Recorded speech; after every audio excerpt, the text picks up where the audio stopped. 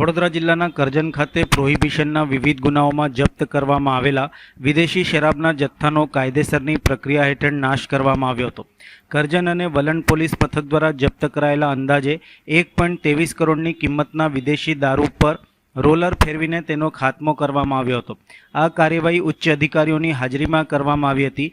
જપ્ત કરાયેલા મુદ્દામાલનો નાશ કરી પોલીસ તંત્રએ દારૂના ગેરકાયદેસર વેપાર કરતા તત્વોને કડક સંદેશ આપ્યો છે કે જિલ્લામાં પ્રોહિબિશન કાયદાનો કડક અમલ કરવામાં આવશે.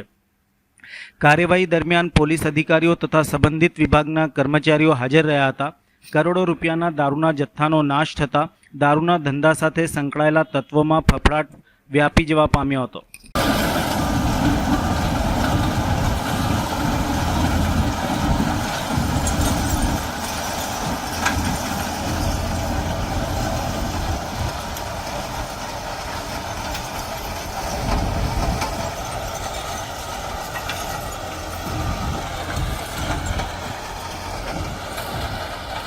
કરજણ પોલીસ ડિવિઝનના કરજણ પોલીસ સ્ટેશન અને વલણ પોલીસ સ્ટેશનના 1 માર્ચ 2026થી લઈને આજે 21 જૂન 2026 સુધીના વિદેશી દારૂના કુલ 7 ગુનામાં જપ્ત કરેલ કુલ 24,210 નાની મોટી બોટલો, જેની કિંમત 1,23,18,300 રૂપિયાની થાય છે, જે તમામ ઇંગ્લિશ દારૂના મુદ્દામાલની નામદાર કોર્ટમાંથી નાશ કરવા માટેની મંજૂરી લઈ એસડીએમ સાહેબ કરજણ પ્રાંતની હાજરીમાં તેમજ નશાબંધી અધિકારીઓ અને પોલીસ અધિકારીઓની હાજરીમાં આજે બામણગામ આ જગ્યા ઉપર કુલ આ 1,23,18,300 રૂપિયાના મુદ્દામાલનો નીતિ નિયમો અનુસાર નાશ કરવામાં આવેલ છે.